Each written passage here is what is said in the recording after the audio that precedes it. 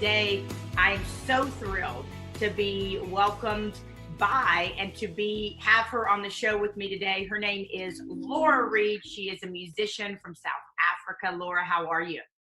I'm good. How are you? I am fantastic.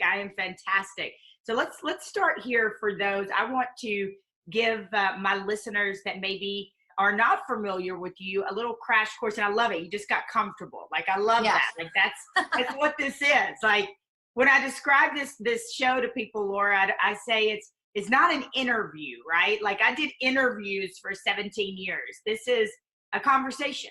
It's that Sunday feeling, as I mentioned, that just makes you feel good down in your bones. From South Africa, tell us a little bit about your story. Well, so I'm half South Africa, but I'm also half Nashville. Originally born in South Africa. My mom's from South Africa. My family had come there during World War II, escaping, what was going on in Europe. And so I ended up being born there because my father, who's originally from East Nashville, he had gone to Africa after Vietnam and met my mom. And of course, they started a family and everything. And when I was about 6, we moved to the United States and moved to North Carolina, where my dad's parents had retired. And so I grew up kind of within a subculture in the United States that's a mixture of like South African culture, Indian culture. My grandfather's from India, my grandmother's from London. So it's like all these different kind of cultures. And then moving to like the South was interesting. And then my dad is very Southern. I mean, my family's been in East Nashville for generations. So, it's very much like they put sugar on their strawberries and banana pudding and fried chicken. And so like real Southern culture, hillbilly Appalachian culture, basically mixed with my mom's background, which is literally spread all over the world. So that was kind of my beginning. That was my beginning foundation, is like an appreciation for culture, and also kind of probably a bit of an identity crisis because I didn't really belong anywhere. I wasn't completely South African, wasn't really American, didn't know where I was. And when I moved here, I had the really thick South African accent. So I got put in ESL, which stands for English as a Second Language. So by 3rd, 4th grade, I was speaking Spanish because all my friends when I was growing up were all from Honduras and Guatemala and Mexico. And there was like me and this like one Russian kid. And I'm like, I speak English. They're like, we don't understand you.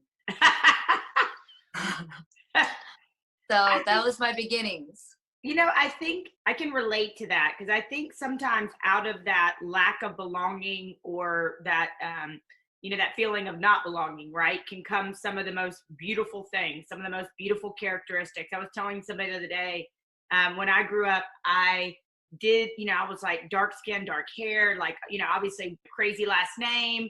And I wanted to be blonde haired and named Sheila. And then I grew up, Laura, and I was like, wow, I love being different. And I love my last name, and I love my crazy ethnicity. But when I was young, I didn't. But now I embrace it to the nth degree. Yeah, totally. And I think that's part of growing up, is like learning to really love yourself. And it can take a lifetime sometimes, and it's beautiful when you meet young people or children that are already tuned in, who they are, and they get it and they identify. But I think it's interesting because a lot of my closest relationships, even my marriage, I am always drawn to other people that are multicultural. I think because we can identify, there's also this, like, we call it like the immigrant syndrome, where you never really think that you can take up too much space because it's like, I don't really belong. I wasn't born here, and I'm lucky to be here. Kind of that kind of vibe, So it's always been interesting. And more recently, moving to Nashville for music and everything, I've gotten in touch with my dad's roots. Because growing up, it was like my mom's parents lived in the house, my grandparents, my family's very traditional. Our grandparents lived in the house with us. And like, I still talk to my family every day, and all my aunts and uncle. Like, I have over 50 first cousins. Big family. Girl, a lot of family. And I was always close to my mom's side. And then more recently, getting in touch with my dad's side, this American side of myself that I didn't know much about, which I'm starting to find out more of, like, my ancestors, which were like, they were basically sharecroppers, like in this Appalachian area around Nashville. And my aunt started doing like family tree stuff and sending me photos. And the photos are amazing because I have Mammy Reed, who I guess would have been my great great grandmother on my grandma's side from Ireland. And she's like this hard lady. Like they were just subsistence farming, Irish, mixed with, then I have photos of on my grandfather's side where it was like a mix of like Native American, which I don't know the tribal roots or anything, but it's cool seeing the photos because it's like dark skin in like Victorian clothes. Yeah. And so it's like, wow, I wonder what these people were like. Now I'm living in the neighborhood where I can walk to my grandparents' old house where my dad lived as a child, so I'm back in my ancestral neighborhood. And I'm like really curious about like the other side of myself and who I am, and still trying to grasp an identity. And it's interesting because I had an epiphany very recently in Mexico where I was thinking about this, and out in nature where I get a lot of my answers. And the answer that came to me was, you are a person made of many people. You are always my child. So like, kind of like, don't worry so much about countries and backgrounds and all these things that I was like kind of curious about and thirsty and feeling like I don't know the answers. So who am I? And it's like, oh, you're a person made of many people. Love yourself. I love it. I love it. So let me ask you this. When you look at coming to Nashville and in your music career, I know your story, but I would love for you to share it with our viewers, our listeners, because you did not conform.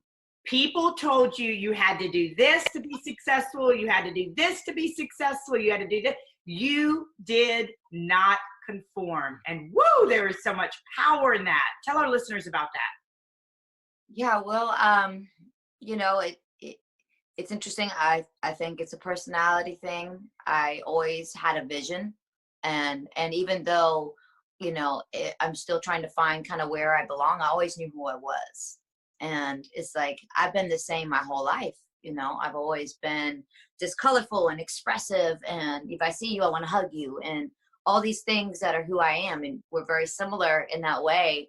And when I started my path of doing music, it was always to do music for good, and when I first started, I refused to keep any of the money. I was like, I don't want to taint the songs that I'm writing or my vision. And so I would choose different charities and donate everything. And of course, this is when I'm 15, 16 years old, so I don't have bills, so it's easy to be like, yeah, I'm just going to donate it. I got older. I'm living by myself by 17, and I'm like, maybe I need to keep some of the money. I might think the charity case now, but it was interesting. There was always this like very pure intention behind why I'm doing what I'm doing. And it's good to always have that center, that grounding, because, before I knew it, years passed. My journey is a long one. I did it the long way. I started playing on the street. I left home at 17, and I was playing the street in New Orleans and in Boone, North Carolina, in the mountains. I spent a lot of time in Appalachia, in New York. I mean, I would go travel, and first thing I would do was find the Plaza de Armas. If I went to Cusco in Peru, I would find the square and go play on the street. So it was like, for me, that's my comfort zone. And it was from there that people saw me, that George Clinton found out about me from a bunch of New Orleans musicians. I got a call when I'm like 21 to come sing backgrounds on this record with George Clinton. And it turned into me co-producing vocals with him and writing songs and doing shows. And it was just because I had made an impression as a busker. So it's like those things led. And then I got a record deal. I had a band. And then I end up coming to Nashville, and you're at Sony, and you start to dilute yourself a little bit. It's like you start to add people to your team, which is important. Yes. We need help, especially me. Like, I could probably come up with a great marketing plan and great ideas for someone else. It's always easy to give someone else advice, but to market yourself, you have to, it's hard to compartmentalize. So you have to add on to your team. And it's like finding the right people that don't dilute who you are and why you do this. And I've walked away from big opportunities. I fired the big managers that everyone's like, you're lucky to even work with them. And I'm like, well, I mean, we're all just humans, and I don't feel like this is a good fit. And I'm not gonna wear that or do that. Like, this is not, I'm not out here selling. That's not what I'm selling. Yeah. I was like, you think I'll have to pay more for that? But it was, I never even thought that I was such a nonconformist until I look back, you know. And when I first came to Nashville, I had dreadlocks past my knees, and I had this small baby. I'm basically a single mom at this point. Things hadn't worked out with my husband at the time, and I was kind of left with my son, and had all these songs and had this passion for music. And I am very blessed because I keep having my paths cross with amazing people. Yes. And Paul Worley being one of them. Paul Worley discovered and produced all the Dixie Chicks music, Lady Antebellum. I mean, he's just iconic, but he's also like a godfather for me. And he had brought me to Nashville, let me stay at his home. I'm meeting all these people through him. And you have to understand, Paul is definitely respected in this community, and his reach, you know, is very wide. But I would kind of meet people, and they'd be like, all right, you're working with Paul, or you're doing this, or now you're at Sony. So, okay, hits. We need some hits. We need this. We need that. And I'm like, yeah, that's great. I want to reach as many people as possible. You know, I'm almost kind of like a child. I'm just like, yes, I just want to travel the world, make music, and reach people. And, you know, I would chug along always. And then as soon as it was something that didn't feel right with my soul, I was like, oh, no, not doing that. Mm-hmm. And, you know, maybe things would have happened faster for me in a scale, what we think of success. But for me, it was like, I've stayed true to myself and kept my lights on since I was 17 years old doing music. So for me, that's success. And whenever I start to lose my way, I'm like, why do I do this? And I think of the 15-year-old girl donating her money to African charities after she plays a gig, and be like, yes, I have to stay true to that girl. I love that. Like, oh. Yeah, because I think that it's very easy in our industry to just try and please everyone, you know. I think that's in general, though, Laura. I think I think so many people are going to be watching this. And by the way, cheers. You have your tea. I have my celery juice. This is coffee. Yeah, tea, coffee. But in your I had my celery juice before. First thing in the morning, I had my celery juice. It is, by the way, and we're going to get into it later on, but she and I are both very homeopathically inclined. And if you have not checked it out, read The Medical Medium. He talks about the power, the infinite power of celery juice alone in the morning, 16 ounces. Give it 30 minutes for anything else to get in your system. And it literally starts at your esophagus and goes down through your body and hits so many organs, your blood, your liver, and it's like a miracle cure for I love it. The maladies. Yeah, no, I love it. I can tell the difference. I didn't have celery juice last week, and I felt completely different. So I make a big, what is this word? Growler. Yeah. I make a big growler of it, and I put a little bit of key lime juice in there just to kind of preserve it or whatever. And oh, it's so good. You know, it's interesting. And we were talking about conforming, and this is where I want to wrap it into everybody who may be listening, especially women, and men too, but especially women. We get these messages our whole life that we're too short, too fat, too tall, too stupid, too overeducated for this, TOO. And I go into colleges and groups across the country and tell them, you are enough. You are amazing. In all of the world, the same creator, whatever it is that you believe that created the Andes and the Himalayan mountains and all these natural wonders, thought that the world needed one of you too. You are amazing. And so I think that message of you not conforming, and really you said something that got me, and that's a way to check in with yourself. That's a way to check in with your soul. And if anything, Laura, during COVID, things have gotten really quiet around us. You see where nature's coming back. You see all these things happening. I think it's given us the opportunity to hear that voice again, to hear that still small voice, to say, that doesn't feel good. That does feel good. Maybe I need to do this. Maybe I think it's given us that opportunity to reset. Totally. Reset has been definitely my thought, you know, because we've always talked about this. I believe everyone has a purpose. I really do. I believe everyone has their their own story and their journey for a reason. And it's like our thumbprint, you know, our fingerprint. And it's so easy to get distracted. There's so many things these days to distract us. And even though I feel like I'm a pretty centered person, I get distracted. And there's definitely been times where I'm like, okay, I'll sing that thing, or okay, I'll do that, because, you know, everyone around me is like, that's what it is. This is the look. This is the thing. Yeah. And then I look back and I'm like, oh, that was so unfulfilling. And I was straying, you know, and, there's something about, you get a lot done when you don't have to ask for permission. So there's something about being independent. Woo, that'll preach. Seriously, and I've always been proud about being independent. I have been with record labels, I have been with major publishers, but I was always definitely the CEO of Laura Reed, because it was so important, you know, because I don't even feel like I own these words or any of this. I'm meditating, I'm praying, I'm setting intentions for these songs and trying to be a vessel. So for me, it's like I'm reverent about it. It's something more important than, you know, just going and entertaining people. And it's like, to make money, there's way easier ways to make money. You know, to be famous, anyone can be famous now. I mean, it's easy. Yeah. You know?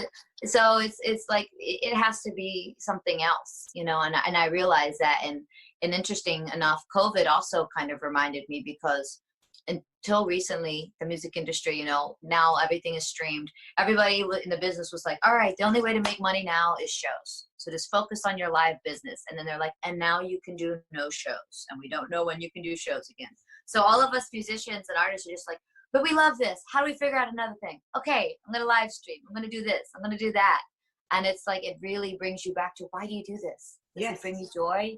You know, like, what is this about? And it always comes back to people, connecting with people, you know. I love that. You know, I think that's the thing for me. And, you know, just empathy, being vulnerable. You know, you share these songs that, for me, like, you know, I wrote by myself in a dark time or a hard time while I'm emotionally mining and trying to find my way. And these words come to me, and then I share them, and someone I've never met before, they hear those words, and it's like, we just united, we just connected. You know, that spirit moving through all of us, and the medicine that is music. It's medicine. Yes. Speaking of that, I don't want to hold you off any longer for our listeners. I want them to hear you. If you would play, it's one of my favorites, Struggle. And I think it is such a perfect song for where we are right now. Happily. Now, I will warn you, this is early in the morning. For our listeners out there. Yeah. So this is Struggle, and it's from the album The Awakening. So The Awakening was just that, and this song was such an epiphany for me. So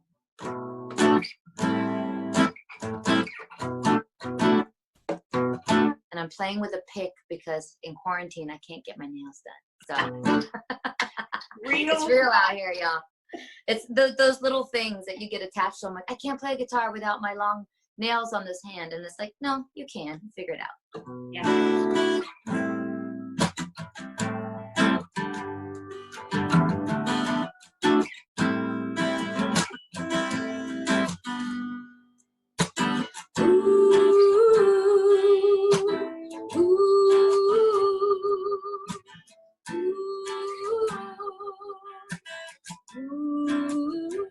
Somebody feels the pressure.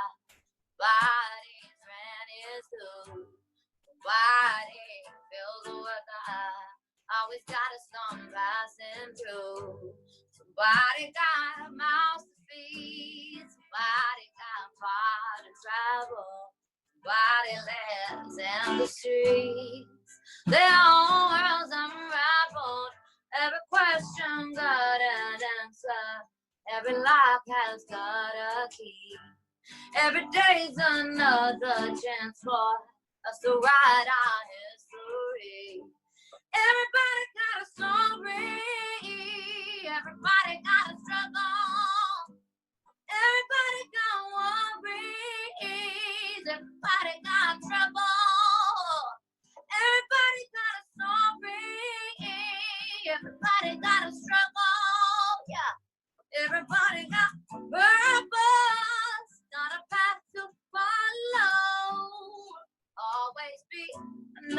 test, always be on all the trials, then to get off your chest.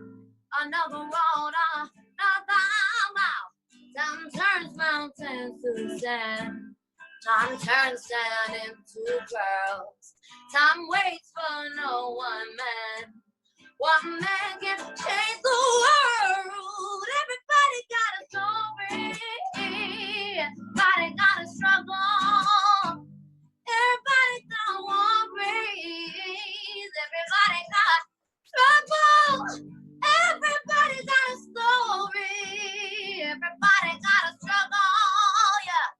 Everybody got purpose. Got a path to follow. I don't mind to grow. I don't mind.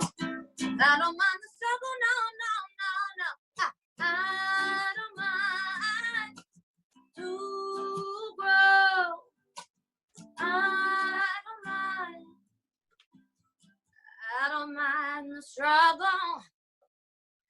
No, no, no, no, no, no.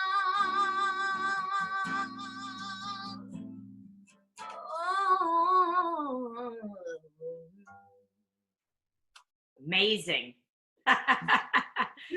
Absolutely amazing. I feel like I've been reading a lot about this lately, and it's where we are right now, and people projecting, Laura, like, okay, like, I'm okay, so you should be okay. I'm not fearful, so you shouldn't be fearful.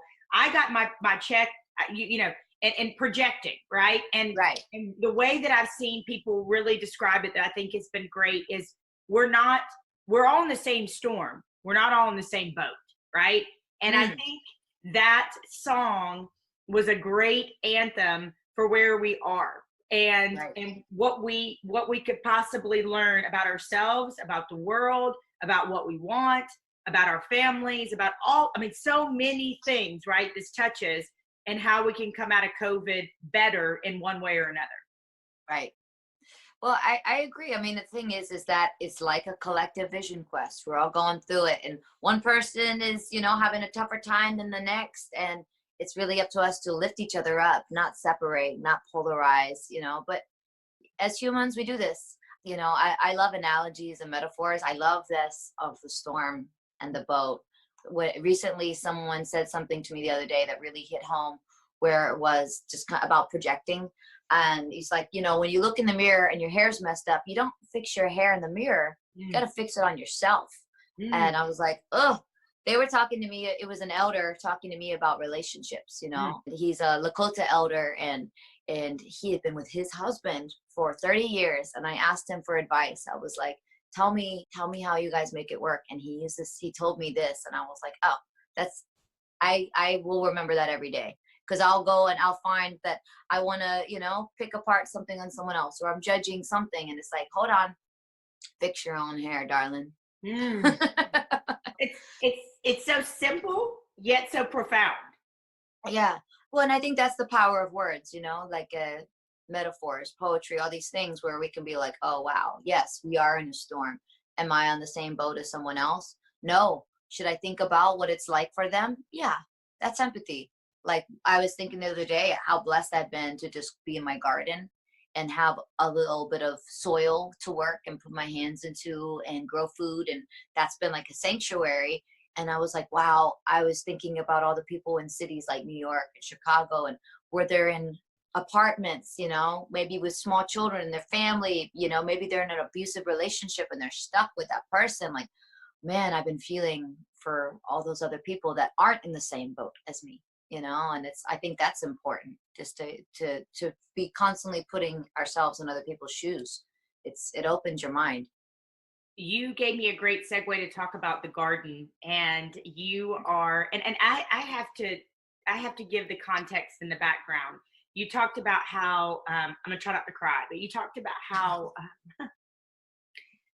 like music connects, and so I went to one of your shows in Atlanta with a friend, and I remember it was with this awesome friend group in Atlanta, and just adored them, and I can be back. I remember the dress I wore. I remember dancing.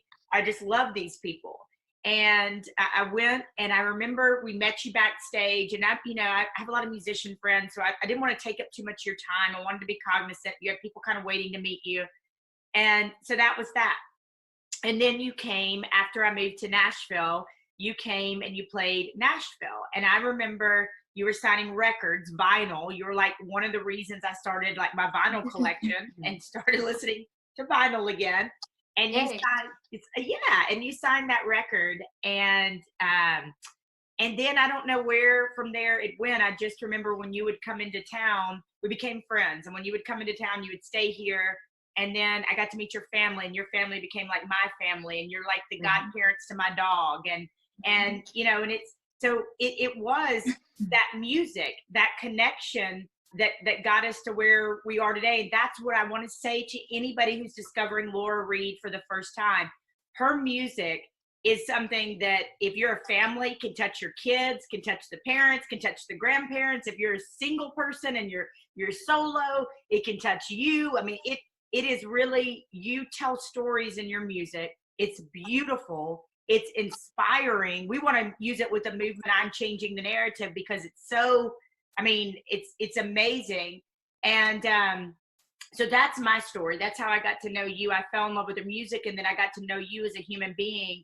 And it's been amazing. So with that said, you have taught me about gardening, and you talked about being back in Mother Earth and being out in the garden. And you mentioned people that don't have that, Laura. And I think about that too. I think about that too. I think about every time I get to put my hands in the dirt or be out in my backyard or do those things, I think about people that don't. And so I think that's where the empathy and not projecting and saying, you know what, I don't feel fear, but you may be gripped by fear. So I'm going to hold space for you. Right. And I think that's the best thing we can do right now during COVID. And then when we go back to our lives. Totally. Well, and I think for me, empathy is a revolution, because if you can empathize with someone's pain, it's like you can connect. We can understand each other through pain as much as love, as much as the positive things. It's like that's what struggle is about. It's about, the human condition. Like, we all have a pain. We all have trouble. We all have a struggle. But it's like, just embrace that. Like, turn your pain into pearls. I love the analogy of the oyster and a pearl. A pearl starts as a grain of sand. It starts as something that is troubling, that is a struggle for that oyster. Like, it might be the worst thing that's ever happened to that oyster is that grain of sand that got in, and it turns it into the most beautiful thing that can last forever. So I think of that all the time, and just putting ourselves in people's positions, and it's like no one's above or below anyone. It's just like different circumstances. I lived in small apartments in cities for a long time with my son, and I was saying to my husband and him, I was like, man, I'm glad we got this yard and we can go outside, because I don't know what we'd be doing if we were all stuck inside. Because for me, I need nature. I need soil. I need the earth. I'm deeply connected. And I'm sure there are a lot of other people that got stranded in other places. There's also a lot of people that you give them some soil in a garden, they wouldn't know what to do. But I bet you when they get their hands in that dirt, they're going to feel good.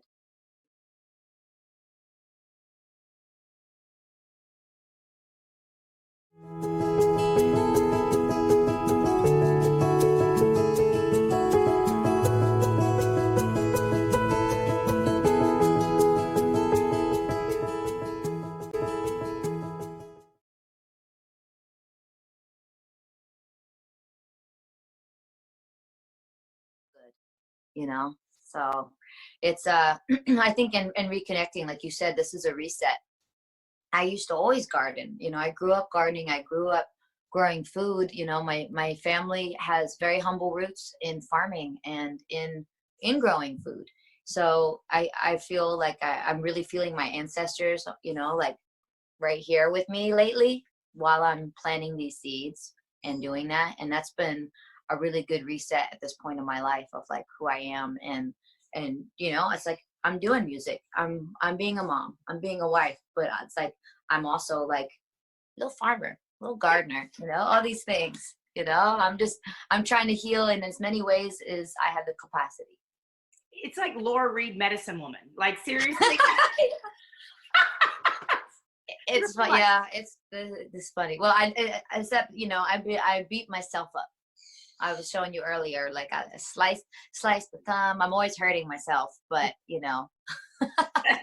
So comes with the territory. yes. So if somebody, including myself, you're teaching me, but if somebody said, I don't have space, but I'm going to do a little, small inside garden, right? In the kitchen, or they're going to be outside.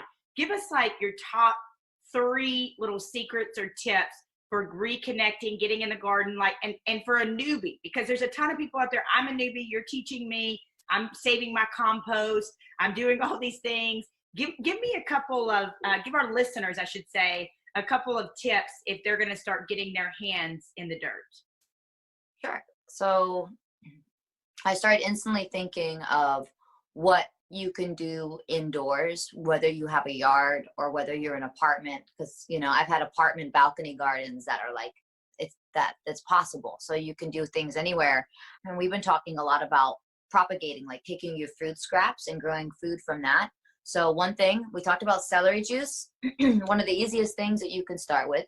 And you can get yourself a little bag of soil. You can get seed starter soil or just like a nice indoor potting soil. And you don't have to go and buy a bunch of planters and containers.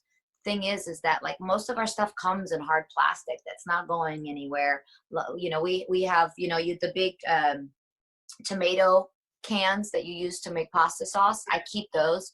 Those are great little planters that you can use to have on your windows, your windowsills or in your kitchen. Doesn't matter what you use. If you want to get something really cute, you can do that too. But taking your celery, once you use it, cutting the bottom, finding some kind of container. Sometimes I take like the plastic to-go containers. I keep the bottoms of them, fill it with some water so that it's covering the bottom of the celery. Toothpicks, so that you're able to suspend it so that it is able to kind of absorb and it's not on the bottom of the container. Yep. And you'll notice the celery start to sprout out from the middle. Yep. And then once you got little sprouts, you can put it in the soil in your garden. Or let's say you take your tomato can, put soil, and you plant your celery right there in that can. Cover it, just leaving like the little bit of the new leaves. Mm-hmm. Water it, put it in the sun, and you're going to start having celery that you can just cut and use as you need. Another great thing is microgreens, which you can grow easily. And all that is lettuce seeds that you haven't let them get so big. So they're micro. So they're microgreens. So they have lots of nutrients. I have some growing on my windowsill where I took, you get the big lettuces, the living lettuce where it still has the roots. Mm-hmm. I cut the bottom off where I have the roots. I put the bottom root into my garden, or I'll put it in like some water until like the little bits sprout like the celery. Then I have my leaves. Then I take that container, cut it in half. It's like 2 clamshell type things. I put some soil in there and I have lettuce seeds. I sprinkle lettuce seeds, water them, and then they start to come up as little sprouts. And those are microgreens. And you can just take scissors and cut the tops of those. And I put it on all of my food. And it's just like, if you don't have time to make a whole salad, but you're like, I need something green, I need some nutrients, microgreens. And if you go to the store, those little suckers are like $10. So all it is, and it's like a $1 packet of lettuce seeds. You have it. They're so easy. You just got to kind of keep them moist, give them sun. So that's another easy thing. And think about it. It's like from that, you purchase your vegetables once and it's like you're regenerating and regenerating. Yes. And I've been really into that. Another thing that's really easy for a lot of people is, an herb garden, or herb garden, as we say in South Africa. We pronounce the H there. But so herbs are a very easy thing to have, where you just basically have to keep monitoring the water and the sun, but you can choose anything. Like I have like a pot and I'll stick like 3 or 4 of them in there. So I'll have like, oregano and some chives and some basil or dill. And with those, you can either buy the starters or you can get the seeds. And it's really up to you. If you're going to get the seeds, you got to start it like now. Okay. You got to do it like early spring. Okay. But another example of something, if you don't want to get the seeds, and you could literally go right now in your fridge and start a garden with your food scraps. So another thing I have on my windowsill is, you get those green onions. Mm-hmm. You take the green onion, so you cut where you want to be using it from, but leave that bottom of the bulb where Okay. you have the roots. And I put it in like a cute little glass of water, and then it's just quickly, like within days, you have a whole nother stalk that has grown out of it. And that I have like the same 3 green onions that I've had for like 2 months, and I just clip when I need it, and they're in a glass of water that's on my windowsill with my herbs and everything. I need some green onions when I make my shrimp and grits, or I need whatever, just snip it right there, and you might have those in your refrigerator right now, and we're either throwing away that root or we're composting that root. It can just keep being regenerated, and that's the amazing part of nature. You're teaching me, and I'm so excited, and I love it, and I can't wait to share. And if you have questions, you have to follow her, Laura Reed Music. You have to follow her. We'll share her links. She's linked on all of our promos. Before we let you get out of here, a couple more questions. One, I wanted you, if you will, you talk about regenerating. I'd love for you to share your walk with sobriety, because so many people, Laura, right now are in situations that are different and new, and maybe their sobriety is being challenged. But I would love if you would share that with people, because I think it's so incredibly inspiring. Yeah, I mean, I think I battled with it. I realized that, and I gave you some of my backgrounds: Irish, Native American, all these other things. It was like alcohol has plagued my family for generations, and in South Africa it's so accepted. It really is. I mean, it's hard to imagine, but when I was 7, 8 years old, we're having red wine with a little bit of Sprite in it, or we're having beer shandies. It's just, it wasn't taboo. But as I got older and older, I realized that my relationship with alcohol was just super unhealthy. And by my late 20s, it didn't take much for me to black out. And after having a couple scary experiences where I didn't know how I got home, I didn't know what happened to me, all these things, and it's funny, I had normalized it, and I think so many of us do, because even when I went sober, I had so many girlfriends who were like, why aren't you drinking? Because I decided to go sober. It was like holiday time, like Christmas time. So it's in 2018. And so I remember I was going to all these Christmas parties, and it was like, I really decided to do this right before New Year's, everything. And that's just how I am. I was like, nope, focus, discipline. I got this. And I haven't had a sip to drink since like December 17th, whenever it was. But everybody was asking me, why are you like, you seem totally in control. I'm so surprised. And I was like, no, I'm an alcoholic. And they're kind of like, well, why do you say that? And I was like, because I would drink and I would black out or this and that. And they'd be like, well, it happens to me all the time. And I'm like, I'm just going to fix my own hair. Yeah. And I was just like, well, and I wouldn't say anything. I would just be there, and then they'd be like, oh, maybe that isn't healthy. And I'm like, I think it's dangerous, especially as a woman. I've been traveling alone by myself for a long time, and I've had scary experiences. I was in Beirut, and someone attacked me in a bathroom stall. Next thing I know, I'm being choked. And, and it was like, I had been up partying, with everybody that I was traveling in Lebanon, the country, not Lebanon, Tennessee. I have to. People are like, Lebanon, Tennessee. I'm like, no, the country. Everyone I was with, and it was crazy, because obviously I freaked out, and I got away. I had to literally fight to get out. But that was like, there was a couple different experiences that led to this decision of like, oh, I wonder what would have happened if I was completely sober. What if I wasn't? It was just, you go through this. It's this trauma, and I realize now, like, I have trauma from these experiences, but I wouldn't always remember, but I'd hold the trauma in my body. And so like a big part of getting sober for me was looking at why I was letting myself get that reckless, especially when it goes against everything I'm about, because I eat very healthy.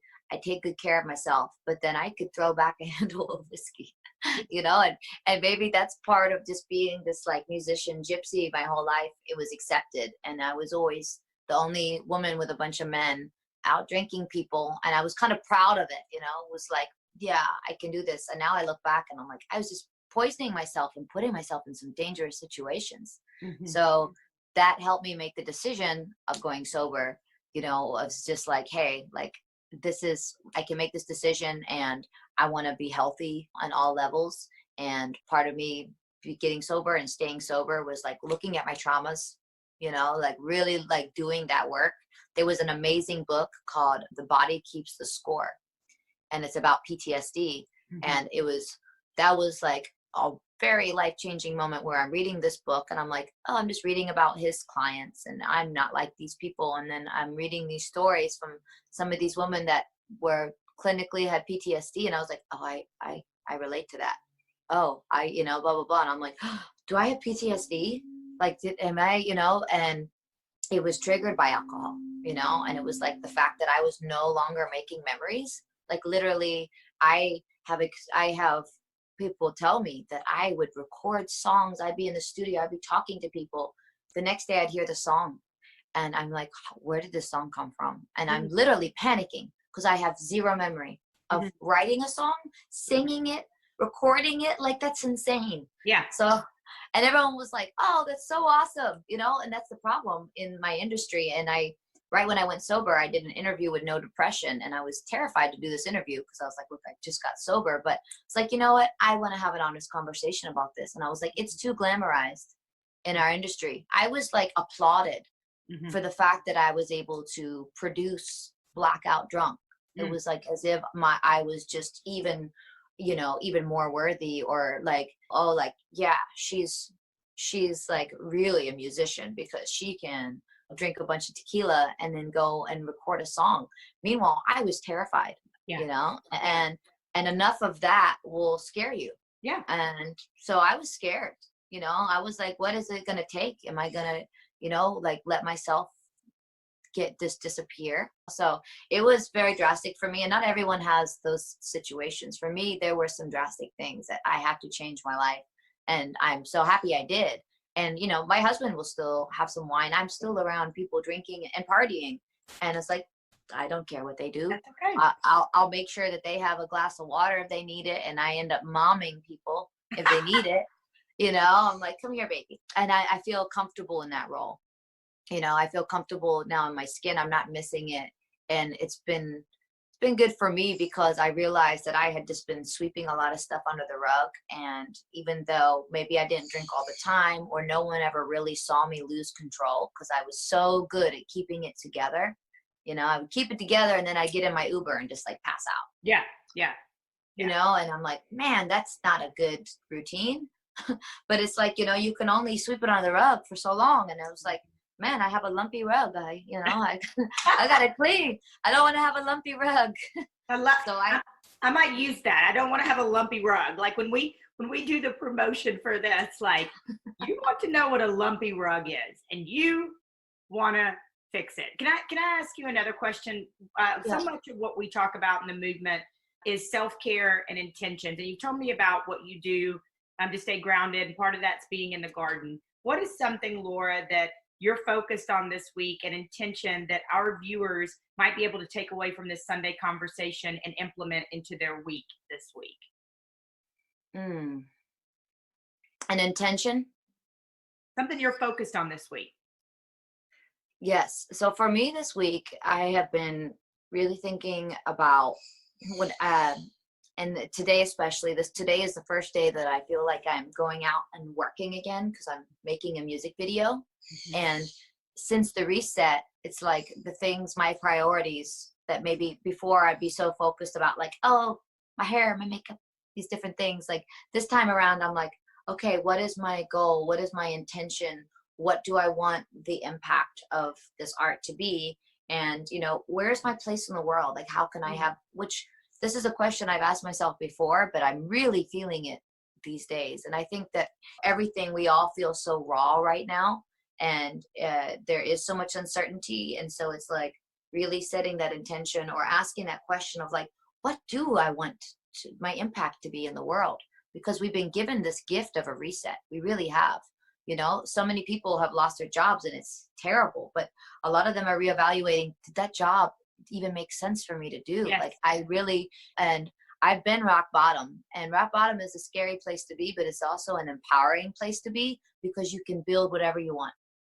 And it's like to think about that now, like with this reset, a lot of places are starting to open up, and we're going to be pushed and coerced into just going back to normal and acting like nothing happened.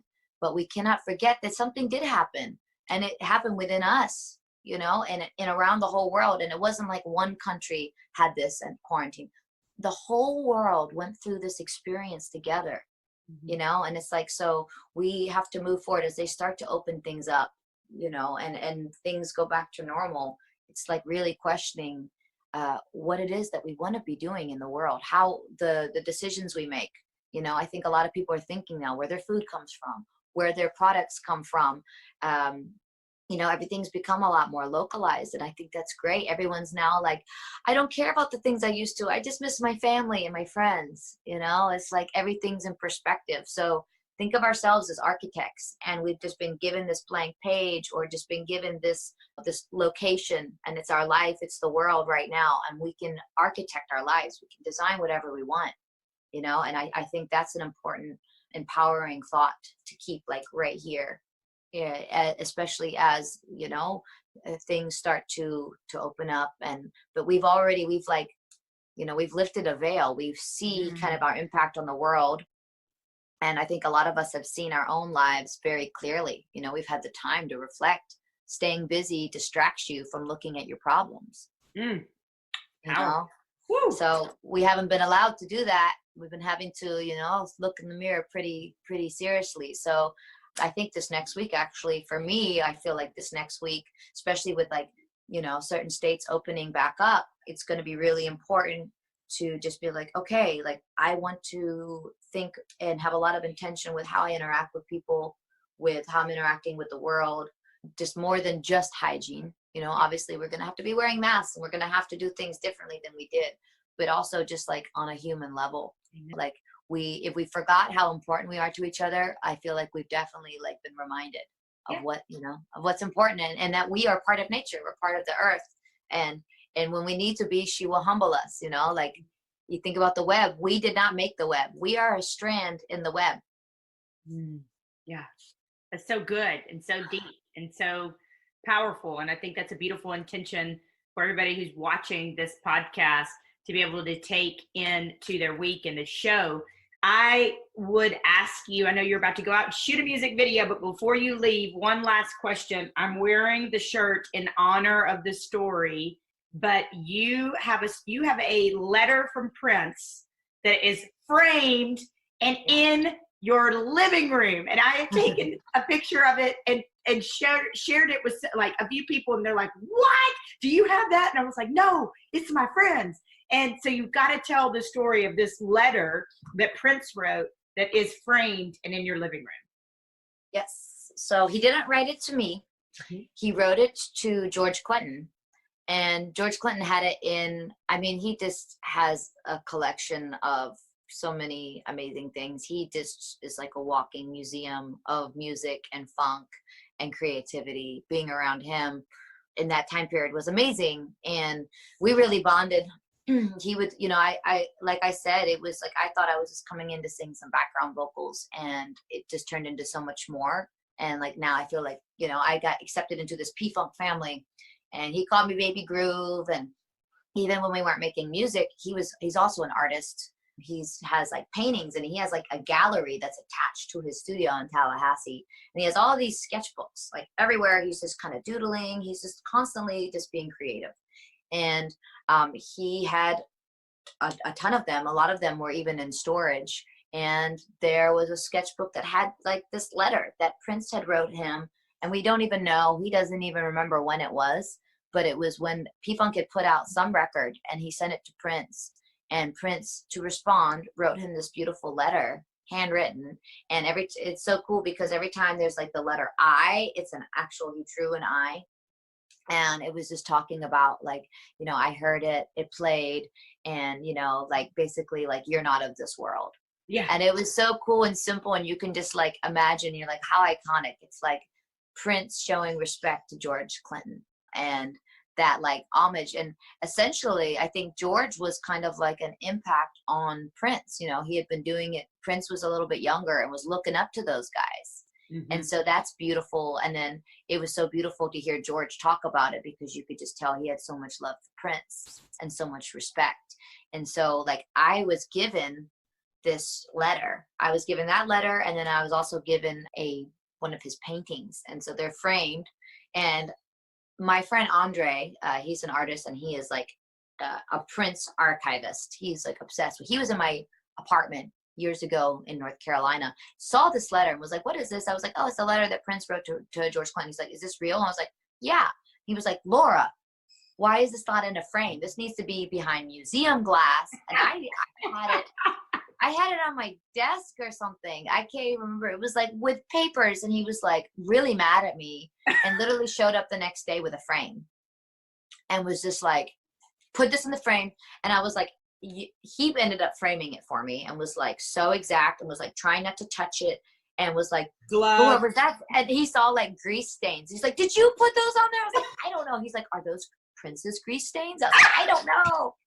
But it's just so funny because it's just like, I like to have it in my living room, and it's just kind of subtly mixed between everything else. Oh, yeah. But it's like, it's, you know, in a way, it's almost its own little altar to my musical past.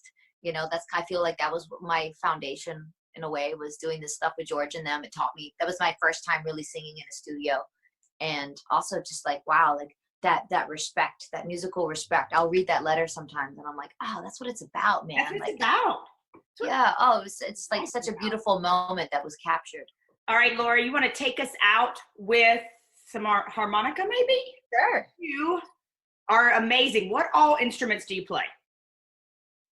Well, I consider myself a percussionist because I play everything like a drum.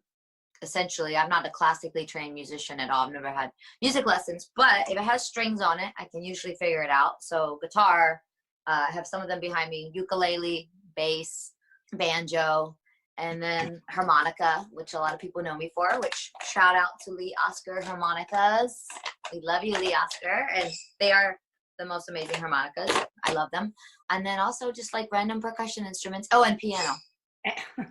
And piano. I mean, but it's another percussionist. So it's like my approach to everything is percussion. It's all just to kind of translate and get the song out. However we need to get the song out. I love it. Would you play some harmonica for us to take us out? Yeah, I will. Let's see. I'm just gonna mess around. Okay. I'm gonna play a G harp.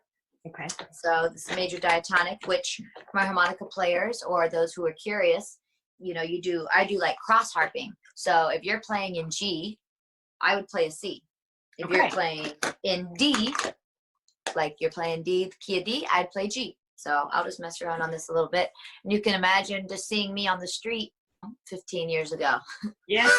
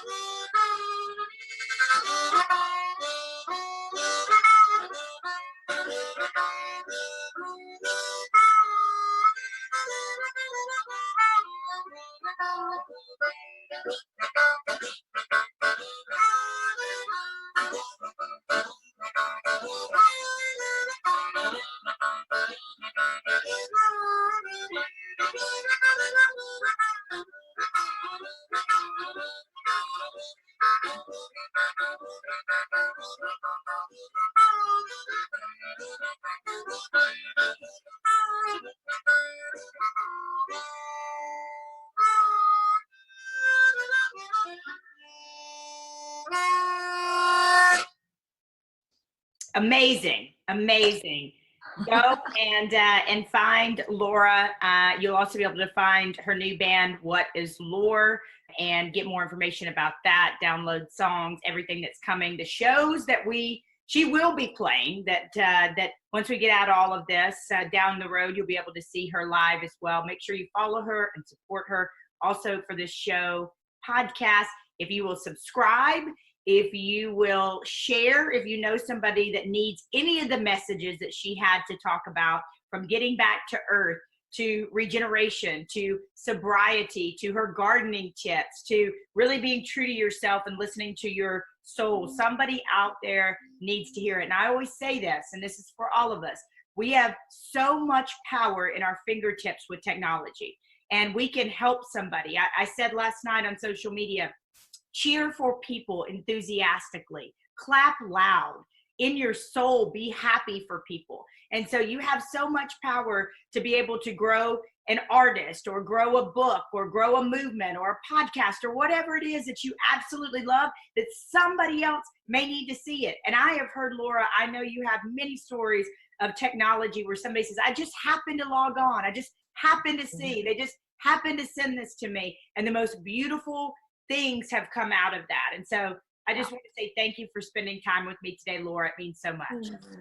Thank you for having me and holding space. Thank you. It's beautiful. And, I love and respect you so much. And you're making a beautiful impact in the world. So it's an honor to be part of this movement with you, part of this energy. Thank you, my dear. She's Laura Reed. Go follow her and consume all of her amazing music. Have a great day. And remember to have a fantastic week. Bye, guys.